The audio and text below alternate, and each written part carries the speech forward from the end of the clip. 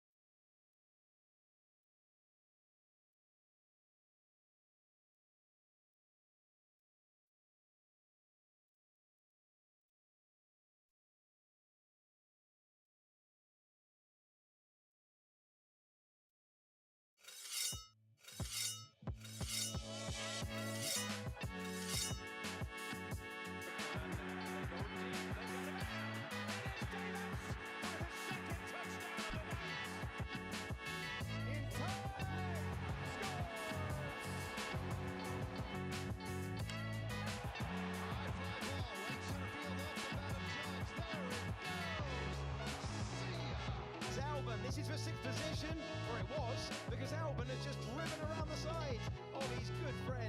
Thompson with the giveaway. Here's a chance in front. Oh, what a goal by Taves Thompson! TNT blows it up. Or Quinn. Or Paterka. I think they perform better. You know, just they have better chemistry. They move on the ice better. They pass better. ranking, but it's adding It's just on going to, into the whole yeah, Grand it's Prix. adding on to the Drivers' Championship and the Constructors' Championship.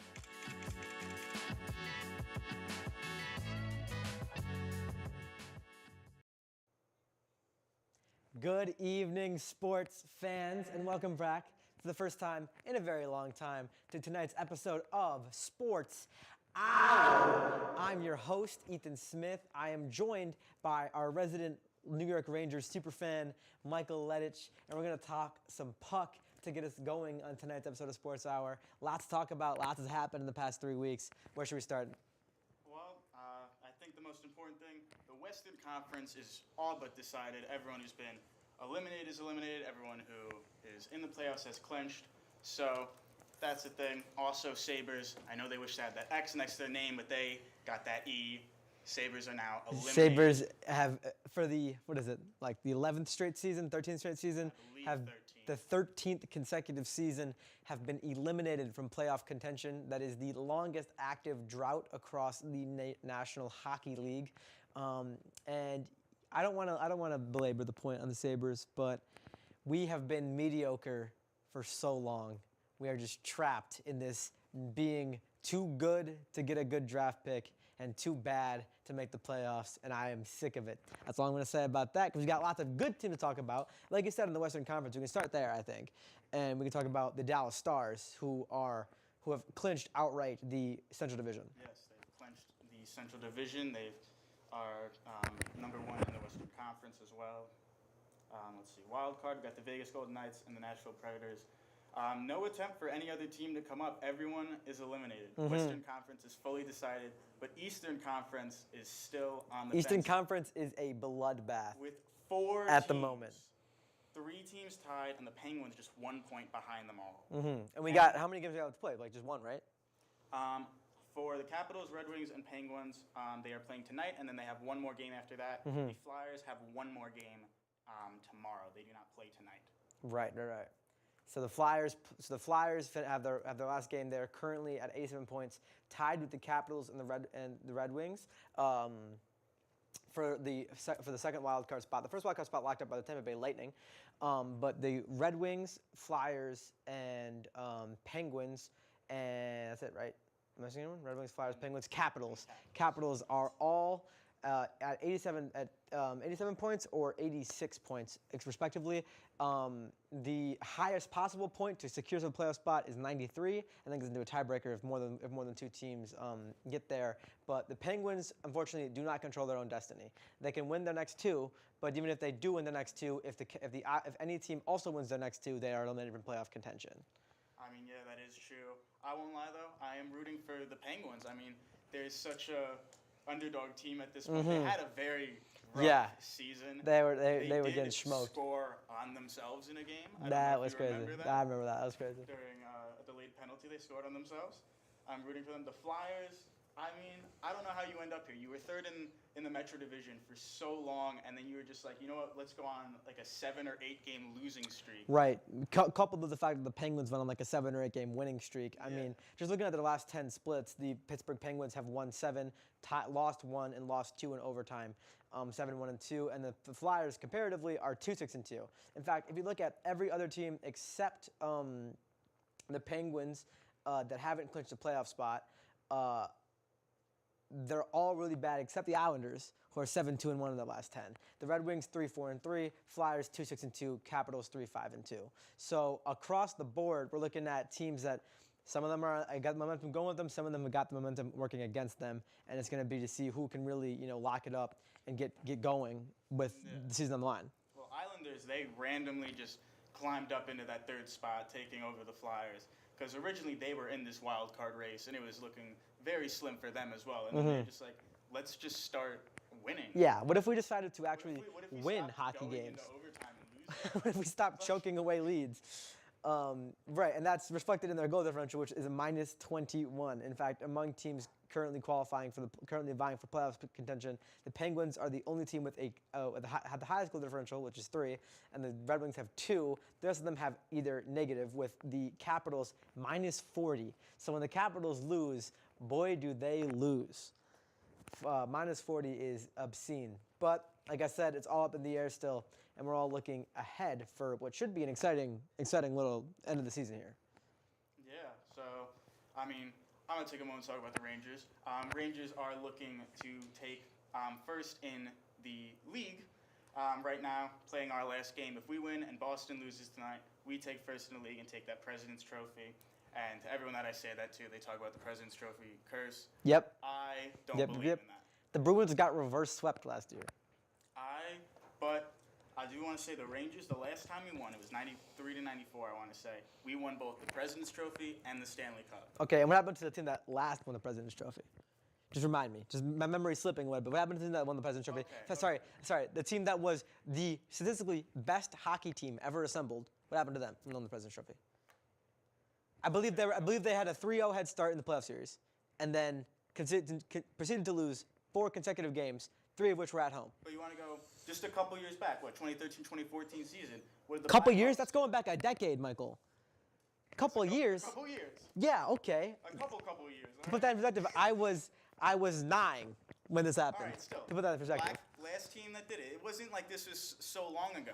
You know, this is still 9 years old. Still in the 2000s, and we have the Blackhawks doing that. They won the President's Trophy and the Stanley Cup. That's the last team to do it. And how are the Blackhawks doing now? Because forgive me, They don't have the President's Trophy this forgive me if I'm wrong, but the Blackhawks are currently bottom of the Sorry, league. they still won that. They still won that 10 years ago. 10 years ago. Were the Sabres in the playoffs 10 years ago? Yeah, you're right. You're right. All right. That's a good point. That's a good point. Just don't come crying to me when the Rangers get blown out in the playoffs. Don't come crying to me when the Rangers what happens. I know it's going to. Well, I know it's going to. Mark my words, sports fans. When the Sabres lose in the playoffs, they're not making it. Exactly. And see, if you never make the playoffs, you can never lose in them. So you can never be disappointed. Wow. It's actually genius. Miss 100% of the shots that you don't take. And unless you're never given the opportunity to shoot. And therefore you can't miss. It's genius. It's genius, actually. That's the Donnie Meatballs method. Never make the playoffs so you can't get fired. Other teams that I think have a good shot, because I think once the Stanley Cup playoffs begin, I think among hockey more than any other sport, I feel like it can get really, really volatile, especially when it comes like to playoff time. For example, last season, I know we've been joking about it, the Boston Bruins, who were unanimously the favorites to win the Stanley Cup, lost in the first round by some, injuries poorly timed, players getting hot at the right time, sort of like baseball. Like players can get streaky, can get hot, can get cold, can play well, can play bad. I think teams that can catch fire when you need them to catch fire are the Toronto Maple Leafs. For example, even though it pains me to say that as a Sabres fan, Toronto Maple Leafs, they have the star power, in my opinion, to really get them over the edge this year. Which they've had it for a couple of seasons, but I think Austin Matthews especially is a firecracker on the ice. That guy can just score goals in bunches, which I think is obviously the most important thing to do in the playoffs. I think another really important thing, and I said this last time too, is your goaltending. That's what's really going to matter. You need someone that can stop pucks. If you just keep letting them go in, it's not going to work. I mean, we've seen it happen before. A good netminder can really carry you to the Stanley Cup. The most recent example I can think of is Carey Price. A couple of seasons ago, took the Habs all the way to the Stanley. They didn't win, but they took them to the finals. And if Carey Price wasn't in that net for the Montreal Canadiens in that year, they had no business being in that Stanley Cup final. And unfortunately, to say this, I think that happened with the Bruins again last year. Swayman went down with an injury. Linus Ullmark was not 100%, and it cost them in the playoff series. And I think, unfortunately, the Rangers are in a really good spot in terms of goaltending. Yeah, I think we have 2 of the best goaltenders in the league with Igor Shesterkin and Jonathan Quick. I know you say that he's old. Geriatric. He still. I actually think he has a cane on the sidewalk, on the side. I think he walks around supported. Well, either way, I'm actually shocked he can still skate. I'm not sure he can. I think he gets put on pylons on the ice. Not the point, though. He has been playing really well. Another team with actual really good goaltending, in my opinion, is the Carolina Hurricanes, with a 66 goal differential, which means their offense is scoring at a far higher clip than they're conceding. The Hurricanes goaltenders, the Florida Panthers have good goaltending, in my opinion, as well. And, of course, the Dallas Stars just are good all around, as proven by the record. Yeah, Dallas Stars are looking great this season. They're a team that I like the Dallas Stars. I could see the Dallas Stars. I also consider the Vancouver Canucks. I kind of like Vancouver. I'm Canadian. I'm biased. The Vancouver Canucks, they had a goalie score a goal this season. You know, talking about good goaltending. If your goalie can score for you, come on now, the Vancouver Canucks. So I guess objectively unbiased take from you, Michael. Who do you think is bringing it home ahead of the Stanley Cup playoffs? First of all, who do you think is making the wild card in the East? Let's start there. The wild card in the East, I am rooting for the Pittsburgh Penguins, honestly. They are the underdog team. Again, they had a terrible season, but they're so close, and I think it would be just a really good time with them in it. Honestly, that's me. I don't think the Flyers are making it at all. I'll say that now. Philly, I can see that. I can see that. I'm following. I think the Philadelphia Flyers are not in a good spot. They had the world in their palm of their hands, and they have dropped it. I also don't like Philadelphia sports teams as like a, just like a thing. Me personally, I get the Pittsburgh love. I get the Penguins love. I get Sidney Crosby and all that. I want to see the Capitals win the wild card. It's Ovechkin's probably his last year. He doesn't got a lot left in the tank. He's probably gonna head over to Russia, to Belarus, to Ukraine. Still got time on his contract. Still has time on his contract, but does he have time in his body is the real problem. So even if it's not his last season, I still want to see Ovi go out in the Shield. I want to see him get in the playoffs one more time. I think this is the strongest the Capitals will be before he retires. I think even if it just makes it to the playoffs, seeing Ovechkin in the playoffs is always good for hockey. That's my pick. I want them. That's who I want to make the wild card. Who I assume will is the New York Islanders. They're too hot right now. They're playing too well. They're moving. They're just doing too much. And unfortunately, New York sports teams are pretty good at this hockey thing. Except for the Sabres. True. At least we have a football team though. Well, I don't really care that much about that. You can have that, sure. We can have. Oh yeah. I mean, New York, but New York City literally does not have a football team though. That's a problem. They got the Giants and the Jets, but that's in Jersey, right? Yeah. MetLife Stadium is across the pond, right? So I don't even know how that's even happening. They should have to change their names legally. That being said, though, lots to look out for in hockey world, and lots to look out for on the rest of our 50 minutes we have together after the Sports Hour clip. Thanks so much for coming on, Michael. It's a pleasure as always. Next up, we have Mike coming on. We're going to talk some baseball for the first time in over a year. Don't go anywhere. When you think of the local lowdown, what do you think of? Well, when I think of the local lowdown, it's the live music that we have played in the studio. It's got to be the laughs we shared, the memorable moments during the whole thing. Oh my God, so fun. The local lowdown for me is the people behind the scenes, the amazing team that we have making the show. Oh, it's gotta be exploring all sorts of genres and music I've never heard before. Oh, easy. Going out to shows and talking to artists and getting the latest news on what they have planned for the future. It's about these artists, man. Giving them a platform to showcase what they've worked so hard on and show their music to the community. It's all about supporting the local scene of music to keep it running for years to come. And of course, the band merch. You can't forget about the merch.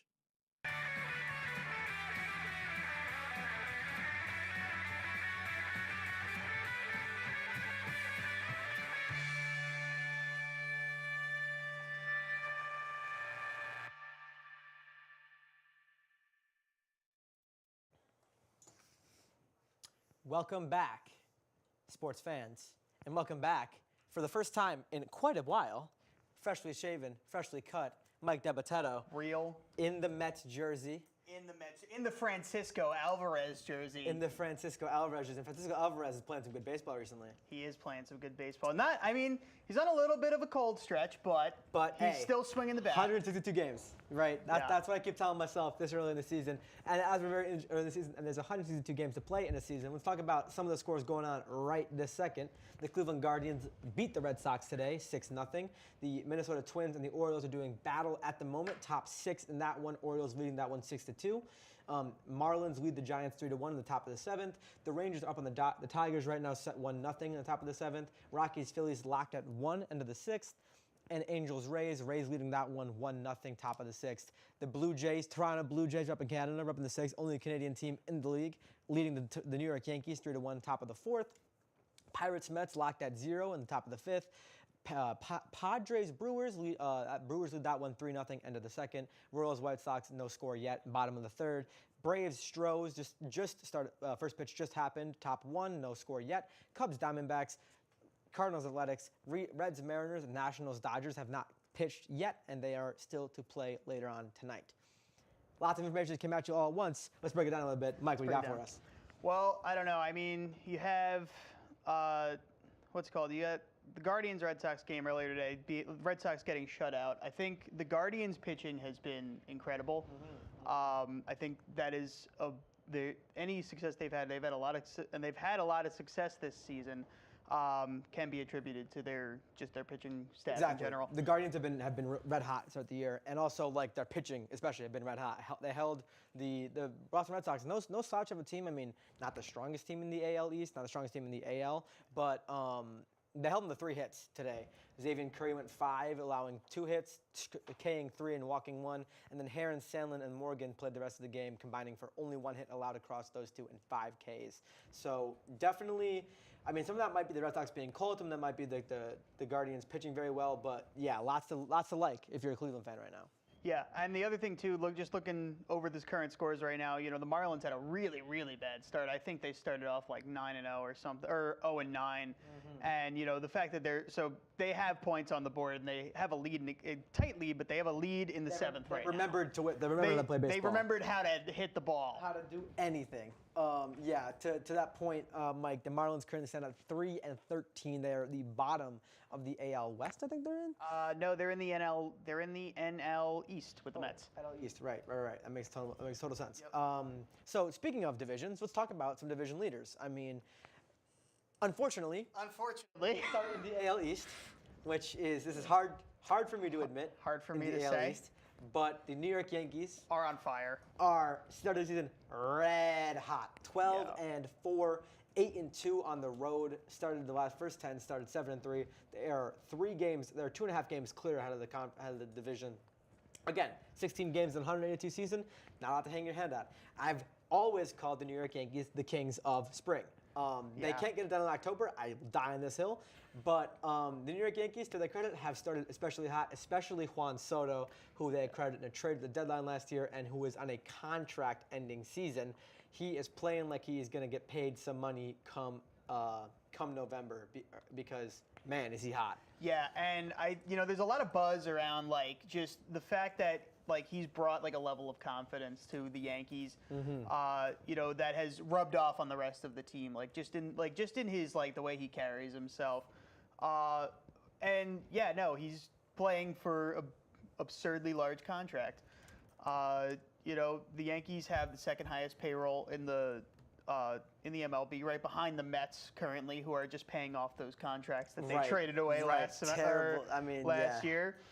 But he stands to make a lot of money in New York. Yeah, Juan Soto is going to make a lot of cash come free agency. But before then, the Yankees are loving his contribution. Also, apparently, resurrected from the dead, Giancarlo Stanton, who has hit 4 nukes this season with 9 RBIs. Oswaldo Cabrera also playing well, slashing 304, 543, 360. I said that backwards, but you get the point.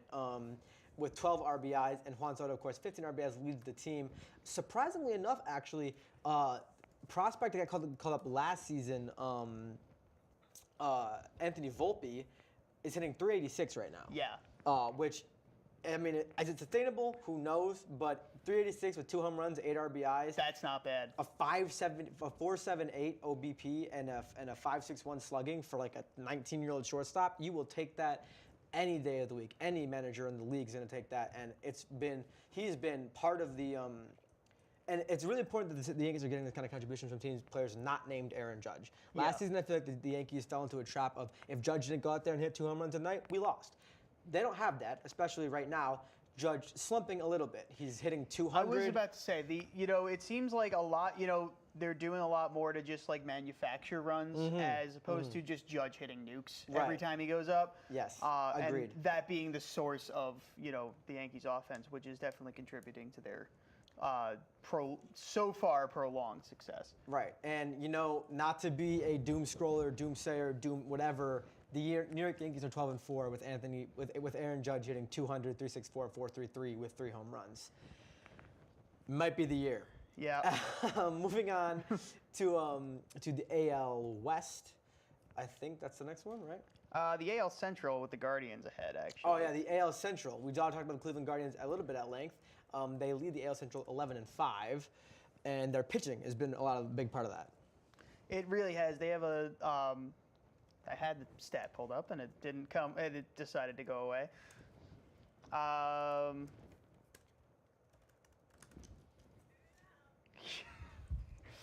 The Guardians have a team ERA of 3.20, and which is pretty good. I believe that's second, or they're currently ranked 5th in the MLB. Yeah. Yeah. They're fifth in the MLB in teams runs allowed, and they're also getting really solid on base percentage. A lot of their team, they started the season really hot. Lots of averages north of 300. Josh Naylor and Stephen Kwan, big part of what's going on. Kwan with a 3.73 OBP and Josh Naylor with a 4.31 OBP to start the season. He's also hit 4 home runs and 12 RBIs. And I think Josh Naylor, early pick for just like really, really, consistent guy. Andres Jimenez, obviously Jose Ramirez, J-Ram still doing it, even though he's getting older up there in age. But yeah, pitching coupled with ability to which is like I said, manufacture runs, not just rely too dependently upon the long ball, which we've seen lots of teams fall into that trap before. Yeah. Definitely been something to pique some interest over there in the Central, and also surprisingly the Kansas City Royals, who I thought would be a lot worse. We're red hot. 10-6. Red hot. 10-6. Royals gotta like a lot with a lot of what they have going on over there, if I could speak. Salvador Perez obviously still getting it done, and Bobby Witt Jr. I think is one of the best third basemen in baseball. Might actually be one of the best baseball players. Bobby Witt Jr. has lived up to the hype. Swinging a hot bat. Has he been? But I don't know. We did beat them in a series though. That's for 2015 Royals. That's for 2015. That is funny. Yeah.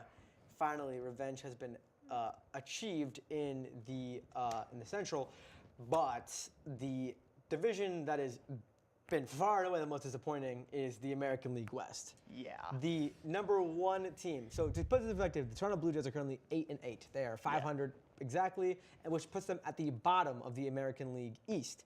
If they were transplanted into the American League West, they would be first place. The Texas Rangers hold first place at 8-8. The Angels behind them at 7-8, and the Houston Astros, bottom of the division, 6-11. Maybe it's time to get the trash cans out, start banging some lids when the fastball's coming. Perhaps that's just me though, because what's currently working in Houston is not what worked in Houston in the past is not working at the moment. Rangers though, 8-8, clinging to a very unconvincing lead. Yes. No, the Texas Rangers, they do have some decent offense, but they are really just not, like you said, they're under 500, and they're in first place. So that's always just kind of, and again, we have a lot of games to go. I'm sure that will change going later into the season, but take everything with a grain of salt, because you got now, 174 games still to play. So I think that's right, 16 games? Yeah, 16, 162? 182 minus 16.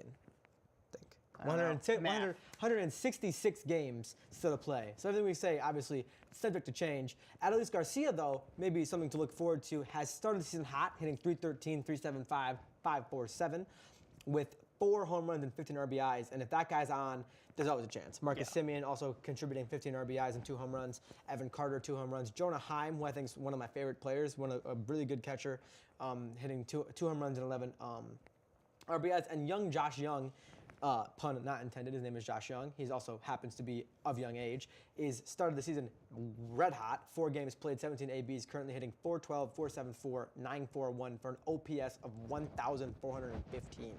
So perhaps if he can get hot, Texas Rangers can also get hot, and Josh Young can put it together. Heading over. Do you want to talk NL? We'll talk a little NL. We got time. We got a little time. No, I mean we could talk maybe NL East.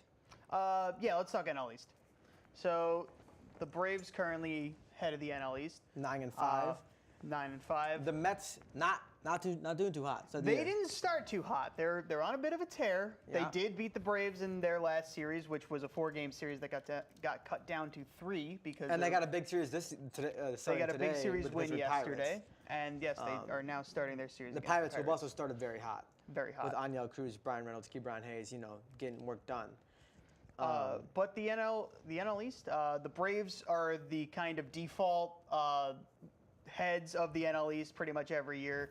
Because they have just like the best roster. They really do. They have baseball. They have a really good roster that is just locked down for years. Marcell Ozuna is a great baseball player. If only he could stop with some of his extracurricular activities. You know, you have Ronald Acuna, who's just probably one of the fastest guys in the MLB. Ronald Acuna, Matt Olson, Ozzie Albies, Adam Duvall, Jesse Chavez, Jared Kelenic. You know, it takes a village to win in the MLB. It also takes a village to win here on Sports Hour. So with that being said, we're going to see another part of the village in about 2 minutes. After this break, we will have, we'll talk some NLL with Lily. Don't go anywhere.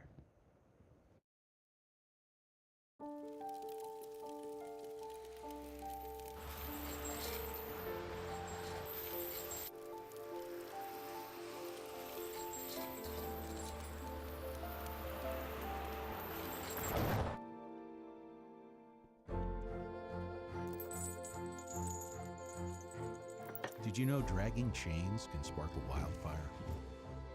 Only you can prevent wildfires. When I was in foster care, I never knew when I would have to move, so I always had my suitcase ready to go. Then one day, I was adopted. My new parents opened their hearts and home to me. My parents cook my favorite breakfast for me every morning. My parents take me on trips I never thought I would go on. They gave me a home and an even better reason to use that suitcase. My parents aren't perfect, but they're perfect for me. Welcome back. We're Mark here. Stainhouse. We're here. Stainhouse. Mark Stainhouse is here, along with a couple others. This half the face. That's birthday boy Josh Byrne. Josh Byrne. Big 3-0 today for Josh Byrne. Turned 30. To celebrate his birthday, he decided to clinch a playoff spot. Let's go! As you can tell by my T-shirt. Right. Hot off the presses. This right here, you can only get this at KeyBank Center. Straight but from only KeyBank me. Center. Only 2024. Lily Howard got It's the one and only exclusive. copy. And the Cardiac Kids, you know, they didn't make it easy on us, but they decided to actually start playing some real lacrosse late in the year, and they did it. Like they clinched a playoff spot. They did it. I was getting kind of nervous. I don't know. I was trying my best. I'm trying to not be super greedy this season because they did win last season. They won it all. True. Or nothing at all. Fair point. So, you know, I had to, you know, I can't be greedy, but I don't know, man. It's getting closer and closer, and I'm like, okay, I want back-to-back championships. Right. And Like- you know what? We should want back-to-back And we should championships. want And you know, back-to-back it's not crazy of us. Maybe if we didn't get back-to-back championships, we were like really angry about it. It wouldn't Right. make much sense.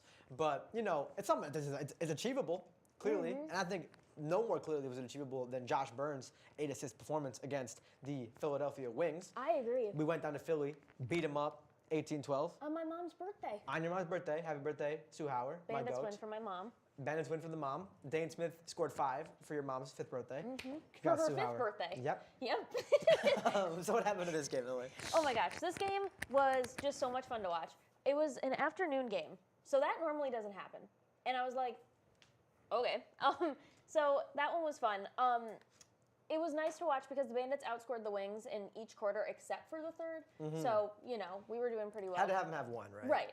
You know, Chase Frazier scored in the power play. Chase Frazier scored on the power play. Yeah, he got 2 this game. Our Buffalo goal scorers, yeah, we had Dane Smith with 5 and 6 assists. Tehoka Nanticoke got 1. My goat. Yep. Tehoka Nanticoke is the best player in the Bandits. He got like fans choice or something at Fan Appreciation Night, which we will talk about later. But We'll get into it, don't worry. yeah, we'll get into it. But yeah, so he's like people's choice. Chris Cloutier got 1 with 4 assists. Ian McKay got 1 with 2 assists. I love Ian McKay. Nick Luis got 1 with 1 assist. And Josh Byrne, birthday boy, got 3 and 8 assists. Brandon Robinson put 1 up, which I was like, okay. Who's that guy? You know, like, hello, welcome back.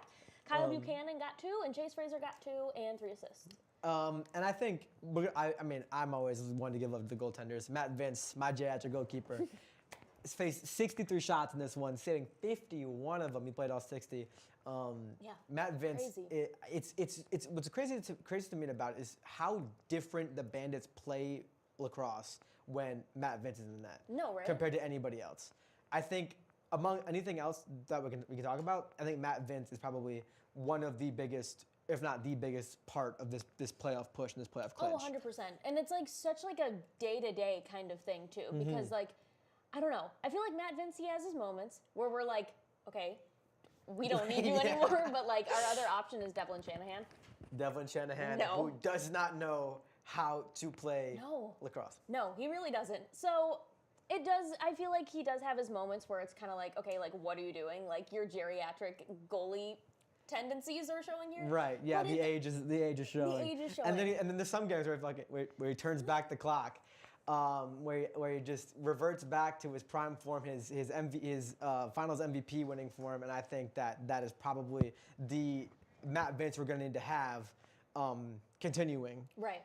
As we enter the playoffs. No, I 100% agree. Matt Vince actually, he didn't get MVP. It was Dane Smith, but he didn't. He was right up there. He was up there. Are we sure? I'm positive. I know you're positive. Dylan Ward got MVP when the Mammoth won, right? That I don't know. That I'm pretty sure when the have no Mammoth. idea. I know a did. goalie won Finals MVP, and it must have been when we lost. If it wasn't Vince, then it had to be Ward. Probably Ward. It had to be Dylan Ward. I tried to block that entire night out because I was at the Fun Center. I was working my shift. It was a late night shift. It was a horrible night. GIFC. GIFC, and then the Bandits lost. So, but don't worry though, because the Bandits continue to get their revenge against the Colorado Mammoth. Against the Mammoth? Every time we play the Mammoth, I feel like it's a banger of a game. No, I agree. It doesn't matter how good one team is or how bad the other team is, like, because the Mammoth are horrible this season. Yeah, they're last in the league. Yeah, so they're real bad, but they gave us a run for our money. They sure they did. saw the Bandits across the aisle, and they're like, let's make it a close game. No, and this right? one was really close. The Bandits PR team said that they left the Bandits, or the Bandits left the Loud House, which is what the Mammoth call their stadium, with the not so loud house with a W. And I was like, I want to give their PR team a raise. Own those frauds. I love them. Own those bums. So Because that was, definitely a crazy, crazy game. That ended the 3-game road trip, I guess you could call it. That was insane. Way too close for comfort. Bandits outscored the Mammoth in the first and third quarter, but the Mammoth took the second quarter. But we actually tied in the fourth quarter. And right. And again, 13-11 game, neck and neck the whole time. These quarters were like the Bandits would score 3 goals in a row, and then the Mammoth would come back and score 3, and then the Mammoth would score another one, and then we'd score 2 more, and then the Mammoth would score comfort back there and forth. at There all. was like very little, time to just like, oh, we got a little bit of a lead here. Let's breathe. Right. Which I think those are the games that I like to watch the most. Oh, for sure. Those are also really fun to be like there live for. Right, to be in the building, in the not so loud house, So watching true. the Bandits smoke the Mammoth as they continually have done since 2022. And Dane Smith continues to destroy the Mammoth as he was our goal leader for that game with 5 goals. 5. Dane Smith is on a tear. I know. As of late. He opened the floodgates. Like, I swear, we were talking about him and we were like, where is this? Like, Yeah, where are we're the like, goals? Dane Smith, you're missing. And now Dane he's Smith, we here. need you. And The lights are on. We threw up the bat signal, we turned the lights on, and Dane So Smith true. answered in kind. He's been, if not the leading point getter, the leading goal getter. He's been among one of the 3 categories, points, Mhm. assists, or goals, in all of these wins. No, absolutely. Yeah. Definitely really great to see. Same few names that we typically see when the Bandits are scoring. We got Tehoka Nantico, Chris Cloutier, Josh Byrne, Justin Robinson. He's turned it on. Hello. He's turned the lights on. Kyle Buchanan, and then Dane Smith. So that was a great game, terrifying game. But I didn't get to watch all of it. I was nervously checking the score constantly and then going in and out of my ESPN app because they started winning every time I shut the app out. So I was like, I can't watch Seriously, you can't watch Right. because you're cursing the team. Right, It makes a exactly. lot of sense. Total rational belief. Right, exactly. Totally normal. But so this game brought me and I think most of Banditland pretty solid chunk piece. Right. And going into Didn't clinch the playoffs. Right. But it made it a lot easier too. we had one more, but it was still like I said, very very close. But you know what? We're gonna take a win. A win is a win. A win is a win. A win is always a win. Led to To our next win. The biggest win so far this season. So exciting. Against the Calgary Fraudnecks. We are back in the playoffs. This Blew is them out. Blew them out. Blew This is 'em out. the 25th time the Bandits have made the playoffs. They have been an organization for 31 years. Wow. Yeah. That's a pretty good success rate. Yeah. That's a pretty, to be fair, grain of salt, like a 10-team league, Right. top 6 make the playoff. It's actually harder to miss the playoffs than it is to make it. But then less still. teams, more competition. Exactly. So Exactly, great you gotta point. you gotta look to it on both ways. And who's been rising to the competition as of late, if not Dane Smith? So no true. relation, of course, but Have we checked this? I don't know. Because me and Dane Smith, when the lights are brightest, we come alive. You guys could be like really distant cousins. I wouldn't be surprised. If you guys are, get him on this show. I need Dane Smith on the Bandits segment. Dane Smith, 6 assists in this Calgary beatdown. We win this one 14-7. Wow. Which that wouldn't have happened without Chase Fraser. The Pookie is Pookie. I'm just kidding. Pookie is Pookie. That is this man right down here. Yeah, bottom That's right. like the OG Pookie. OG Pookie. But Chase Fraser can be a Bandits Pookie too. It's fine. Yeah, 4 goals. 4 goals. 4 goals for Chase Fraser. And I feel like it's not like he hasn't been showing up recently. Like He's definitely been quieter than as expected. He's been of sick. A man of his so he's getting over things, and he really got over things. Yeah, he got over things really quick. He started the scoring in this one with 13:55 still to play in the first quarter. Yeah. He got it started assisted by Vernon Smith, and then the Bandits did not look back. Shut him out in the first quarter. 4 goals to none in the first quarter, and then it just kept going from there. Right. No, it was crazy. Same few names: Tehoka Nanako, Chris Cloutier, Josh Byrne, Steve Priolo. I saw that and I was shocked. My captain, Steve Priolo. One thing about me is I'm gonna hate on Steve Priolo. 35-year-old Steve Priolo, still getting it done from St. Look Catharines. at this man. Where is he? He's all the way over there. Oh, yeah. Tell me that bald man looks 35. 35 years old from St. Cat. That's just how Canadians look. That's just the Ontario in them. I would guess that Matt Vince is younger than him. I wouldn't. I digress. Isn't Matt Vince also bald? No. He's not bald. Maybe it's just the big helmet. He's got big helmet, big. Big buff helmet. He's got bald Matt Vince. energy. He's not actually bald, So but he is. true. But he's got just- bald energy. Yeah, he's got some hair. He's also from St. Catharines. Wow. I don't think we have a single American player on this team, like at all. Yeah. It's fine. Wow. This is Wow. fine. Wow. That's Anyways. the Canadian sport. The Canadians are known for overstaying their welcome, so I'm not going to have that happen on this segment. Thank you so much for coming on and talk some Bandits lacrosse. Lily, it's always a pleasure to have you on. We have a quick 1-minute break before we segue this over to Brent to talk some hoops. We got a lot to talk about. Don't go anywhere.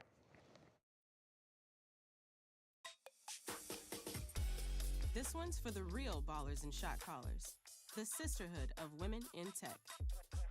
They're discovering cures, building apps, and programming the blockchain. They're CEOs, worldwide hustlers who can make it rain. They're tearing down the old boys club and seeing big gains. Because when women in tech come together, you know they make that change.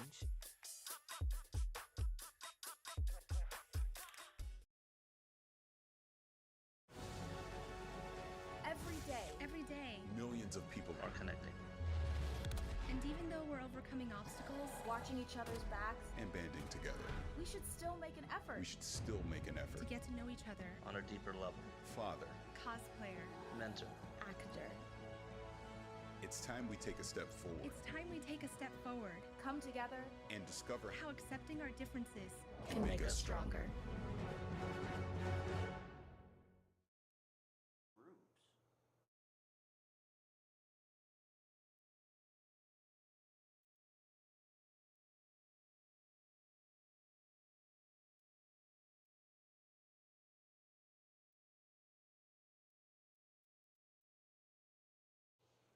Welcome back, Brent, and basketball. Lots to talk about, especially considering that the first sport of the year to end its regular season is the NBA. And they have wrapped up the regular season that all ended last night in some pretty disappointing games. All said and done. Some crazy scores. None of them were too. scored. None of them were close. You know, every team in the association played last night, and not a single game besides Bulls-Knicks came down to like the wire.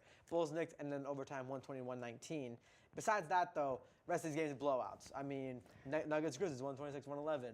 Suns-Timberwolves 125-106. OKC 135 to 86. OKC Mavericks 135 to 86, and that was to clinch the first seed. Yeah. So I mean, to clinch the first seed, the Oklahoma City Thunder. We can start with them. We can start in the West. OKC Thunder are your first seed after blowing out the Mavericks by 49 points last night to clinch the first seed.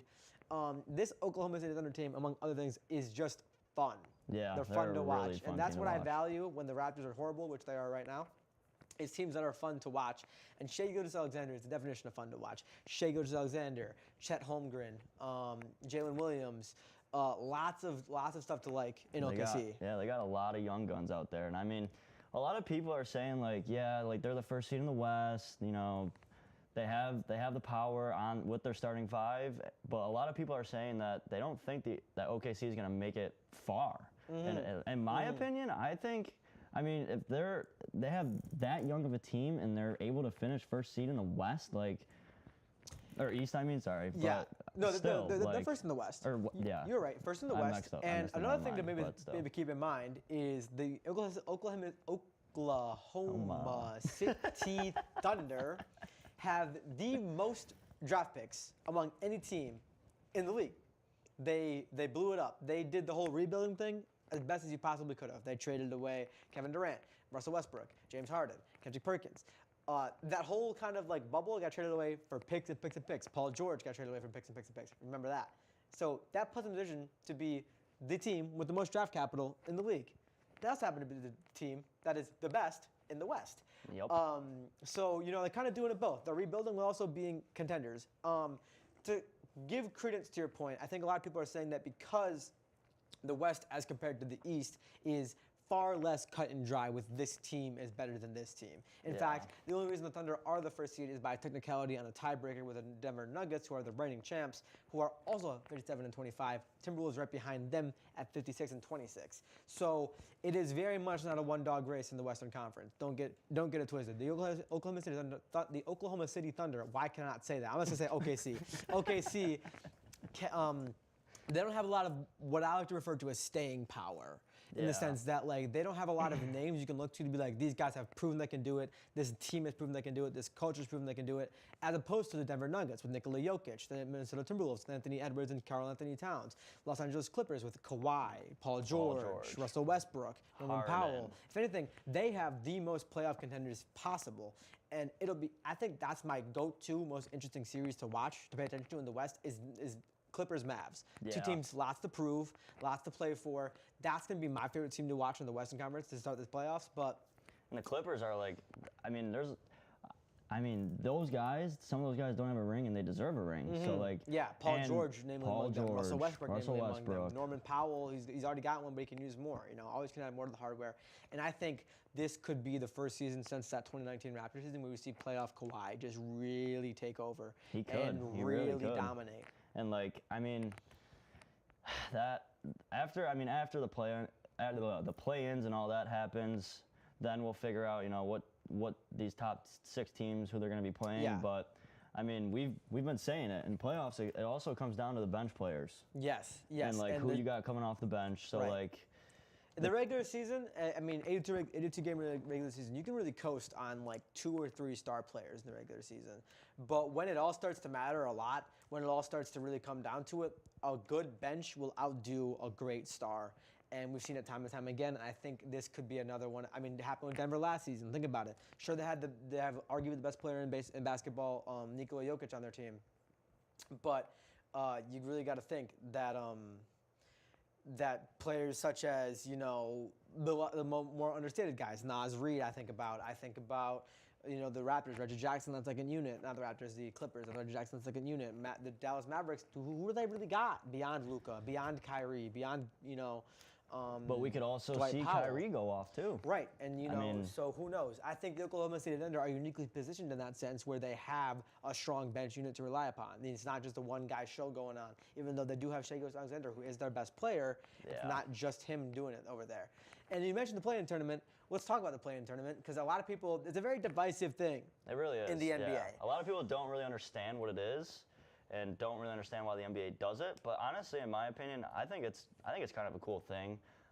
You got the bottom 4 teams so basically the bottom 4 teams, 7 plays 8, 9 plays 10, right? Yeah, so the way it works, so the top 6 teams in both conferences qualify for the playoffs. So they get a rest during play-ins. They're chilling right now. So that is in the West, Thunder, Nuggets, Timberwolves, Clippers, Mavericks, and Suns. Now, the Pelicans, Lakers, Kings, and Warriors are 7 through 10. How it used to work is the top 8 teams make the playoffs, and now it's just a cutoff. Now it's the top 10 teams get a chance to make the playoffs. So top 6 teams qualify, but the next 4 play into the playoffs. So the Pelicans and Lakers will play each other to decide who's the 7th seed. and then the Kings and the Warriors will decide who moves on from there. So if the Kings win, so let's say the Pelicans win another 7th seed, the winner of the Kings and the Warriors would then play the Lakers, who would be the 8th seed. So like the Warriors at the 10th seed could possibly win both games and make the playoffs, and that would leave the Lakers and the Kings out, or the Pelicans out if they lose. Same thing for the Eastern Conference. The Celtics, Knicks, Bucks, Cavs, Magic, and Pacers have all made the playoffs. They've already clinched. The 76ers, Miami Heat, Chicago Bulls, and the Atlanta Hawks will have the play-in games to decide of those teams which two make the playoffs. I think, personally, it's dumb.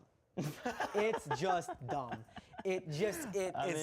It's like a pointless exercise. I don't get it. The only thing I don't like about it is those top 6 teams all just get a very long break during the play-in. So like all these teams, like yesterday, like we said, a lot of these games were blowouts. You saw a lot of teams sitting their starters late in the 3rd quarter, start of the 4th quarter, and those teams, Golden State. I mean, the Lakers, they kept out LeBron the whole game. Don't know why, but he did drop a crazy stat, 30 points, 17 rebounds, or 17 assists and 12 rebounds. But most of the teams yesterday were sitting their star players because when it comes to play-ins, you don't want your star guys injured because, like Ethan said, you have a chance to actually make the playoffs. Right. And all these top 6 teams, they're just going to be sitting back, chilling, getting all rested up. Watching. And they're also, so it's already, the playoff format is already heavily skewed that the top seeds get advantages over the lower seeds.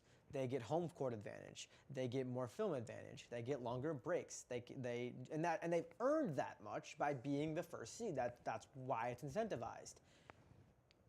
This is even more of an advantage because they're getting more rest compared to the teams that are playing the 7th and 8th seed have just come off playing already really difficult basketball, really tough basketball, and the games that mean a lot to these teams. So they haven't rested their starters. They haven't gotten weeks of rest.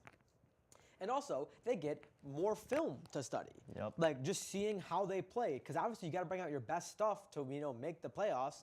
So, in my opinion, the play-in tournament is like the pros do not outweigh the cons. The positives do not outweigh the negatives. And not to mention, the ends don't justify the means. To not even to mention to some of those outside basketball fans that might not know this, which I feel like everyone does know this. Play-ins is not one game. It is a full 7-game series. No, it's one game. Is it one game? It's one game. Well, I got lied to by somebody. I guess it is one game. They're not 7-game series. The play-in tournaments are one game apiece. Oh, okay. Well, that makes it a little better, but still. At least I'm almost positive in that. Someone can fact check me in the comment section. Probably I might be wrong, but I'm almost positive it's just one game. If it's a 7-game series, if it's one game, that's way better. Yeah, I think it's just one game. And unfortunately, it's just one segment that we have to talk about this. We can talk about it all day, but thank you so much for coming on, Brent. It's been a pleasure. We have a quick 1-minute break to talk, and then we're going to talk some car driving in circles with Katie Lee. Don't go anywhere. When you think of the local lowdown, what do you think of? Well, when I think of the local lowdown, it's the live music that we have played in the studio. It's gotta be the laughs we shared. The memorable moments during the whole thing. Oh my God, so fun. The local lowdown for me is the people behind the scenes, the amazing team that we have making the show. Oh, it's gotta be exploring all sorts of genres and music I've never heard before. Oh, easy. Going out to shows and talking to artists and getting the latest news on what they have planned for the future. It's about these artists, man. Giving them a platform to showcase what they've worked so hard on and show their music to the community. It's all about supporting the local scene of music to keep it running for years to come. And of course, the band merch. You can't forget about the merch.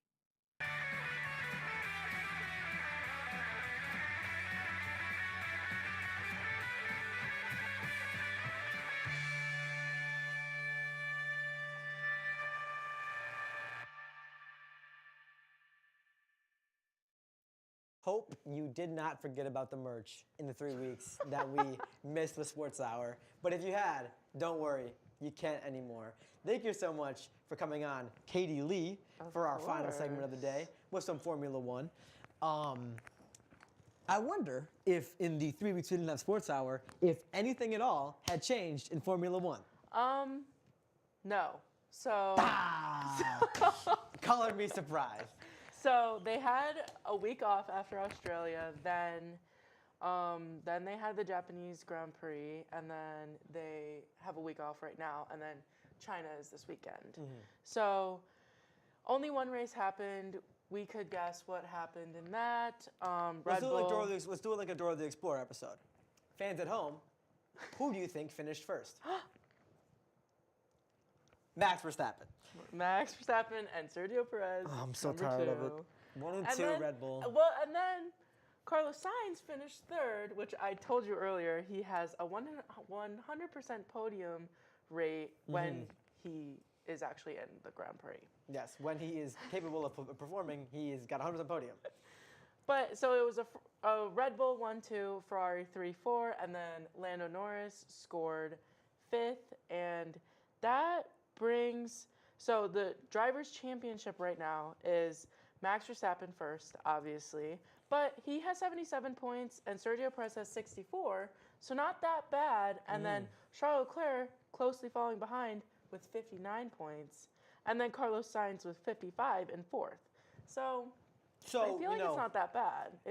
It's pretty bad. He's up 14 points. But so maybe if Verstappen DNFs 3 straight races, we'll see a different drivers' championship. Yeah. But right now, I think Verstappen is just head and shoulders above the rest of the competition. I mean, we've beat this horse dead for months. But I mean, Verstappen DNF'd in Australia, coming back Japan, he was 13 seconds clear of his teammate, and then 20 seconds clear of anybody else. I think Japan, Suzuka, I liked the Suzuka circuit, personally. It was a fun race. Not very fun for Albon or Ricardo. Oh my gosh. Okay, so on the broadcast, you look and there's 2 cars on the wall. You see a Williams. Now, I have said before, this is not a Logan Sargent hate club, but you do automatically assume that if a Williams Logan is crashed, it is Logan Sargent's vehicle. But it was not, and it was actually Alex Albon again. And so, shocker, the chassis was damaged. They had to send it back to the UK again. So now, Alex Albon has not only ruined his own car, but also Logan Sargent's car as well. Because they didn't switch back cars, he was driving Logan Sargent's original car. So now I'm surprised they didn't kick Logan Sargent because, I don't know if you were watching the race back home, my friends who are watching right now. But if you weren't watching the Suzuka Grand Prix, there was a 30-minute pause from the first lap, then the red flag, and then they had to clear the debris and fix the shock wall and everything. So it was a 30-minute pause. I'm surprised they didn't pull Sargent out of his car and put Albon into the new Williams. I think the only reason they didn't is because they couldn't. Right. He had already qualified and started the race. Yeah, that's very tongue-in-cheek of me, but I think Logan Sargent gets a short end of the stick, and some of it's fair because even though he did have some overtakes, I think his first overtake of the year in this race, he finished 17th of the potential 17th places. So if you're ever aiming at a dartboard and you're like, hey, I wonder who's going to be in the bottom 4 of a Formula One Grand Prix, assume Sargent is last. And then assume whoever Sargent is ahead of him will be Alpine's vehicles because Alpine has also been terrible this season. Yes, Alpine has been so bad. They are last in the constructors. But you want to know who has also been kind of terrible? That is not shocking, but also shocking. Mercedes. Yes. They are 4th in the Constructors' Championship right now with 34 points, and McLaren, who is in 3rd, has 69. So McLaren has over double what Mercedes has. And Mercedes, they are this powerhouse team. Well, they're supposed to be. Yeah. Lewis Hamilton won 6 championships. Lewis Hamilton is supposedly, I don't know, because Verstappen's quickly overtaking him. Supposedly should be the best Formula One driver in history. He won 6 in a row. So. But I guess we'll see. But Ferrari is 2nd with 120 points, and they're only 21 points behind Red Bull. Now, I know that gap is going to get bigger because Red Bull is Red Bull, but there's hope. There is hope on the horizon. And I saw some things online talking about the race, and that speaking of Mercedes, especially Hamilton as well, Hamilton kind of deserves a better car. So I think it'd be interesting to see how much of the prime Lewis Hamilton will get once he's racing for Ferrari next season. And I think, do we know which Ferrari driver's coming back? Is Leclerc coming back? Yes. So it's Leclerc and Hamilton next year for Ferrari? Yeah. So, I mean, I'm not one to say the decision is wrong. I know you're a Charles Leclerc fangirl. I know that Charles Leclerc, but I'm seeing a lot of these podiums. I'm seeing a lot of these finishes, and Sainz's name comes before Leclerc's. So it'll be interesting to see where Sainz ends up next season and who he's racing for. Do we know yet? No, because it is crazy that he does not have a seat, and so that Mercedes seat is open, and now so there was so many people that didn't have contracts for next year that Fernando Alonso was also considered for the empty Mercedes seat now, but it came out that they revealed that he signed a multi-year deal with Aston Martin. So good for him. Good for him. There might be something there that nobody really knows, and maybe Alonso knows something, and so I guess only time will tell. Apparently he's racing until he's at least like 45, and so that's Fernando good Alonso for him. has been doing it for quite a while since I was born, since before I was born, Yeah, actually. before I was born too, which is even crazier. Before Oscar Piastri was born, who is his teammate, who is on the grid. But so I forgot to mention. So speaking of the Daniel Ricciardo crash earlier, Daniel Ricciardo did cause the crash, I think. I don't know if it ever fully came out, but Ricciardo didn't give him the lane. Yeah. Like Ricciardo, I mean, Alex Albon was like halfway up. Daniel Ricciardo's Albon was car like in his trunk and was like had the inside turn and was gonna overtake, and Ricciardo, I guess, got egotistical about it and just kind of overtook him and sideswiped him and caused a crash. At Australia, Daniel Ricciardo was given kind of a warning by Helmut Marko, who is in charge of Red Bull, that if he didn't get better within the next 2 races, he might not be in the seat. And so who's gonna come after that? Liam Lawson, the prodigy, the prodigal son, who did amazing last year in the AlphaTauri seat, and they were terrible last year. They were real bad. That car was terrible too. They're kind of decent this year, better than Alpine, so better than at least one team, and so I guess we'll have to see about that. I mean, speaking of Liam Lawson, in the 5 entries he made last season in the World Championship, he scored 2 career points. Yeah, which is 2 more points than Logan Sargent has ever scored. No, Logan Sargent scored 1 point last year. Oh, he got promoted to 10. Sorry, you're right. After somebody got a penalty. You're right. Logan Sargent got a point out of a technicality last season. So he had 1 more point than Logan. He had 1 more point than against the racer who started every race available to him last year. Logan Sargent is my op, if you couldn't tell. Trevor and I predicted he's winning the championship this year. Yeah? Yep, that's what Trevor and I said. Sargent, the first episode. Yeah, he's not started hot. So he's got a lot of ground to make up, which, might happen in this upcoming Grand Prix in China, which is the first time I've been here in a while. Yeah, so China is Zhou Guanyu's first home race. He is from China. Hoping for a better showing for Zhou Guanyu, who in Suzuka, the car just gave up on him. It was kind of sad. Yuki did score points in his home race, which is the first time in a very long time. I think since 2012 that a Japanese driver has scored points at their home race. And Yuki Tsunoda had a really good race. Yeah, but Zhou Guanyu, it's his 3rd year in Formula One. He hasn't been able to have a home race yet. This is his first time there. And so last time in China, it was a lot different. There were a lot of people that aren't even on the grid anymore. Yeah. And it was the 2019. So it was Lando Norris, George Russell, and Alex Albon's rookie year. And now they're all the older people. Vets, right. Yeah. So it's kind of crazy that... And it'll be interesting to see, in my opinion, I think what would be most interesting to see is the younger drivers, the newer drivers who never raced the course before, their new take on the course and innovations they can make on this. Because the same turners, same corners, same cars. Yeah. So it's always interesting to see how the drivers, their new strategies. And unfortunately, we could talk about it forever, but we don't have forever. We have no more time left. So thank you guys so much for watching at home. I'm glad. I hope you missed us. If you did miss us, I hope we've able to fulfill that void in your heart, sports fans, which the same void will be sitting in my heart until this time next week, same time, same place, Basement Hendricks Hall. And I'll see you guys then. Thanks so much for watching. See ya. Peace.